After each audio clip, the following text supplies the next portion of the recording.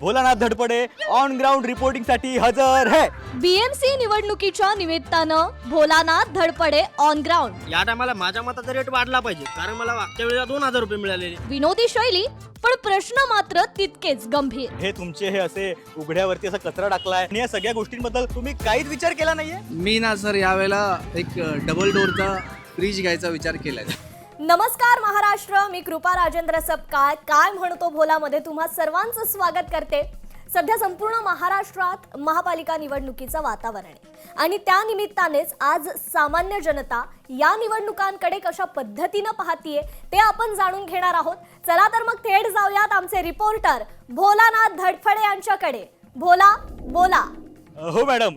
Madam आजचा दिवस तुम्हाला शुभ जाओ मॅडम. बोला, तुमच्यासोबत दिवस आणि तोही शुभ, हे कॉम्बिनेशन जरा अवघड आहे, तरी प्रयत्न करूयात. अहो मॅडम, या जगात अवघड असं काहीच नाहीये मॅडम. तुम्ही लक्षात ठेवा, सगळं काही सोपं आहे. तुम्हाला म्हणून सांगतो मी ना. बोला, अवांतर बोलणं टाळा आणि ताबडतोब विषयावर या. हो मॅडम, हो. तर Bholanath Dhadpade on ground reporting साठी हजर है. मॅडम तुम्हाला म्हणून सांगतो, आता आगामी बृहमुंबईच्या निवडणुकीसाठी मी ना मुंबईच्या गल्ल्यांमध्ये आलो मॅडम. पण मॅडम इथे ना हे असे जागोजागी कचऱ्याचे ढीग आहेत आणि खूपच अस्वच्छता आहे मॅडम. तर मॅडम मला सांगा, या सगळ्याबद्दल तुम्हाला काय वाटतं? बोला, मला काय विचारताय? तुम्ही बोलणं अपेक्षित आहे ना, रिपोर्टर तुम्ही आहात. अहो मॅडम, तुम्हाला माहिती आहे का, मुंबईत जागोजागी असे कचऱ्याचे ढीग आहेत, अरुंद रस्ते आहेत आणि उघडे नाले येतो मॅडम. आणि सगळ्यात महत्त्वाचं म्हणजे मूलभूत सुविधांची सुद्धा कमतरता आहे मॅडम. आणि एक अजून गोष्ट आहे की ही सगळी परिस्थिती ना गेल्या कित्येक वर्षांपासून अगदी जशीच्या तशी आहे मॅडम. आणि राहिला प्रश्न मुंबईच्या पावसाचा मॅडम, मुंबई जरा तरी पाऊस पडला की हे सगळे रस्ते असे तुडुंब भरून वाहू लागतात. पण या सगळ्या परिस्थितीवर कोणी काहीच बोलायला तयार नाही मॅडम. म्हणून मला तुम्हाला विचारायचं आहे की या सगळ्या परिस्थितीबद्दल एकंदरीत तुम्हाला काय वाटतं मॅडम? बोला, पुन्हा तुमचं तेच. अहो, याबद्दल मला काय विचारताय? तिथल्या आजूबाजूच्या लोकांना विचारा ना, त्यांची मतं जाणून घ्या. हो मॅडम, क्या बात आहे. काय मुद्दा पकडलाय तुम्ही. मी ना आता हाच मुद्दा पकडून इकडच्या लोकांना विचारतो. हा दादा मॅडम, हे दादा आहेत, त्यांना विचारतो मी. दादा नमस्कार. मला सांगा, आगामी महानगरपालिकेच्या निवडणुकीबद्दल तुम्हाला काय वाटतं? माझा भाव वाढला पाहिजे. दादा मी तुम्हाला निवडणुकीबद्दल विचारतोय. मी पण तर तेच बोलतोय, या टायमाला माझ्या मताचा रेट वाढला पाहिजे, कारण मला मागच्या वेळेला 2000 रुपये मिळालेले. या वेळेला कमीत कमी 5000 तरी मिळायला पाहिजे ना. बरोबर आहे, बरोबर. दादा या, तुम्ही या. सर बोला ना. अहो नाही, बस झालं, एवढंच बोलायचं होतं. या तुम्ही या. सर वेळ आहे माझ्याकडे. अहो पण माझ्याकडे वेळ नाही ना, मी जरा दुसरीकडे जातो, आलो मी.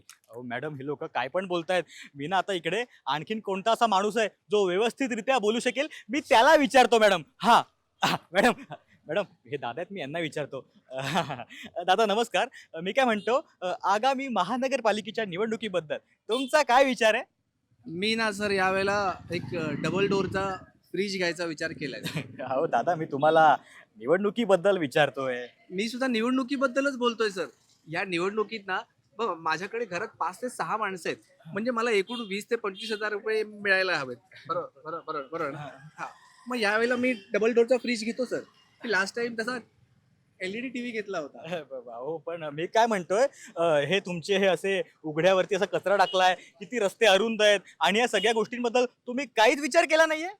सर, मी का विचार करू सर? माझा काय प्रश्न याच्यात विचार करायचा? मी का करू? अहो का करू म्हणजे आता बृहमुंबई महानगरपालिकेच्या निवडणुका आहेत ना. हा हो सर, बरोबर बोलताय हा. तुम्ही. निवडणूक आहेत सर, हो. करेक्ट आहे, एकदम तुमचं म्हणणं करेक्ट आहे. पण सर मला ना आता फ्रीज बुक करायला जायचंय डबल डोरचा. माझी बायको सर वैताग येईल घरी आणि पिवळ्या रंगाचाच पाहिजे. तर आता मी जातो. तुम्ही ह्यांना विचारा, नाही गावातलेच आहेत. बोला बोला तुम्ही. हो सर बोला बोला. मागच्याला मिक्सर घेतलेला मी. नाही नाही नाही नाही. अहो मॅडम, या सगळ्या लोकांनी की नाही इथे अक्षरशः बाजार मांडलाय. हो, या लोकांना कोण जास्त पैसे देतं हे जास्त महत्वाचं आहे. हो बोला, बरोबर आहे. पण मला खात्री आहे की लवकरच त्यांना मतदानाचं महत्त्व कळेल आणि ते योग्य ठिकाणी मतदान करतील. नाही मॅडम, लवकरच नाही, या लोकांना आजच कळायला हवं. कारण की बघा ना, कोण चांगलं काम करतं हे महत्वाचं असायला पाहिजे ना. पण या लोकांना पैसे महत्वाचे आहेत मॅडम. मी या लोकांना लगेच समजावून आलो. तो बघा गेलाय, डबल डोरचा फ्रीज घ्यायला मी लगेच समजावून आलो मॅडम. भोला भोला, बुलेटिन सोडून जाऊ नका. अहो मॅडम, असं काय करताय? आजच्या दिवशी तरी ऍडजस्ट करा ना. मी लगेच त्यांना समजवतो. तोवर जरा तुम्ही ऍडजस्ट करा. आलो मी, लगेच आलो मॅडम. भोला भोला, नेहमीप्रमाणे भोला पुन्हा लाईव्ह बुलेटिन सोडून निघून गेलेले आहे. पण हा, यावेळी त्यांनी चांगल्या कारणासाठी बुलेटिन सोडलं. ठीक आहे, पण भोलाची ही धडपड तुम्हाला एक मतदार म्हणून जाणवली असेलच, तर योग्य माणसाला मतदान करा आणि आपलं शहर समृद्ध करा. पुन्हा भेटूयात अशाच एका नव्या विषयासह. तोपर्यंत तुम्ही पाहत रहा लोकशाही मराठी.